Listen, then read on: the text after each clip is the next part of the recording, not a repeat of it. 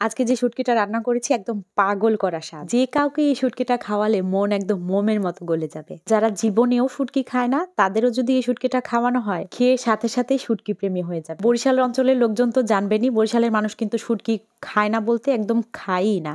আমার হাজবেন্ডের বাড়ি বরিশাল, ওনারা হচ্ছে মাছ পাগল মানুষ, প্রচুর মাছ খেতে ভালোবাসে, কিন্তু শুটকি তারা খুব একটা একদমই খায় না। কিন্তু আমার হাতের এই রান্না করা শুটকিটা খেয়ে আমার হাজবেন্ড প্রথম দিনই শুটকির ফ্যান হয়ে গিয়েছে। ফ্রিজে আমার অনেক ধরনের শুটকি আছে, তারপরে এবার ঘুরতে যেয়ে আমি বলেছিলাম শুটকি আর এবার কেনা লাগবে না, কিন্তু আমার হাজবেন্ড নিজের গরজে শুটকি কিনে নিয়ে এসেছে। আর শুটকিগুলো এত ভালো হয়েছে এবারে শুটকি, আজকেই প্রথম রান্না করছি, মাত্রই আমি এটা প্যাকেটটা খুললাম।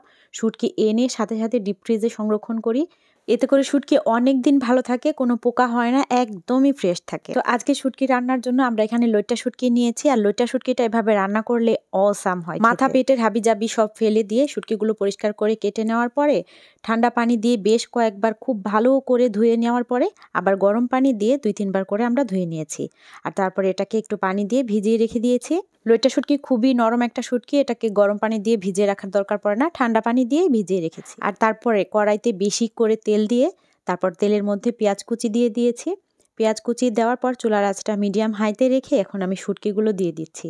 শুটকিগুলো যে পাত্রের মধ্যে ভিজিয়ে রেখেছিলাম আলতো করে হাত দিয়ে একটু ঝেঁকে পরিষ্কার করে তুলে নিচ্ছি। এতে করে যদি এক্সট্রা কোনো বালু বা কিছু ময়লা থেকে থাকে তাহলে সেটা নিচে চলে যাবে। যদিও আমরা শুটকিগুলো এত ভালো করে ওয়াশ করেছি যে আর কোনো ময়লা এর মধ্যে ছিল না। এখন পেঁয়াজ কুচি আর শুটকির সাথে দিয়ে দিচ্ছি আস্ত খোসা ছাড়ানো রসুনের কোষ। এখানে দেশি রসুন আর হচ্ছে ইন্ডিয়ান রসুন দুইটা মিক্সই আছে। শুটকি ভুনার মধ্যে কিন্তু একটু বেশি করে পেঁয়াজ রসুন দিলে এর টেস্টটা অনেক ভালো হয়। এখন শুটকি, পেঁয়াজ আর রসুনগুলোকে আমি খুব ভালো করে একদম লাল লাল করে ভেজে নেব। এখন মাঝ পর্যায়ে আমি এর মধ্যে দিয়ে দিলাম কয়েকটা আস্ত শুকনা মরিচ। চারদিক থেকে শুটকিগুলো যখন এরকম বাদামি করে ভাজা হয়ে গিয়েছে তখন আমি এই শুটকির মধ্যে এক এক করে মশলা দিয়ে দিচ্ছি। শুটকি রান্নায় আসলে হলুদের গুঁড়া না দিলেও চলে, তারপর কালারটা একটু সুন্দর করার জন্য আমি একটু হলুদের গুঁড়া দিয়েছি আর মরিচের গুঁড়া দিয়েছি বেশি করে। সামান্য একটু জিরার গুঁড়া দিয়েছি। অনেকেই শুটকিতে জিরার গুঁড়া কল্পনাও করতে পারে না, কিন্তু আমার কাছে এভাবে একটু জিরার গুঁড়া দিলে খেতে ভালো লাগে। আমি দুইভাবেই খেয়ে দেখেছি, জিরার গুঁড়া ছাড়া আবার জিরার গুঁড়া দিয়েও। বেশি করে এখানে আমি রসুনের পেস্টটা দিয়ে দিলাম, প্রায় 2 টেবিল চামচেরও বেশি হবে। আর 1 চা চামচের মতো দিয়েছি আদা পেস্ট। রসুন পেস্ট দিয়ে শুটকি সবাই রান্না করে, আদা পেস্টটা নর্মালি কেউ ইউজ করে না। তবে শুধু রসুনের পেস্ট দিয়ে রান্না করলে আমার অনেক গ্যাসের প্রবলেম হয়, সাথে যদি একটু আদা পেস্ট দিয়ে দিই তাহলে আর এই গ্যাস্ট্রিকের সমস্যাটা আমার হয় না। এজন্য আমি রসুন বেশি ব্যবহার করলে সেসব রান্নায় সাথে একটু আদাও দিই।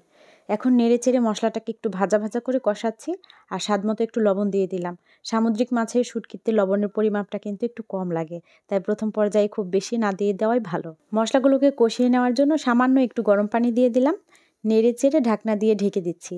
ঢাকনা দিয়ে ঢেকে এই পানিটা শুকিয়ে যাওয়া পর্যন্ত অপেক্ষা করব। তারপরে আবারও একটু নেড়ে চেড়ে দিয়ে আবারও একটু গরম পানি দিয়ে কিছুক্ষণ কষিয়ে নেব।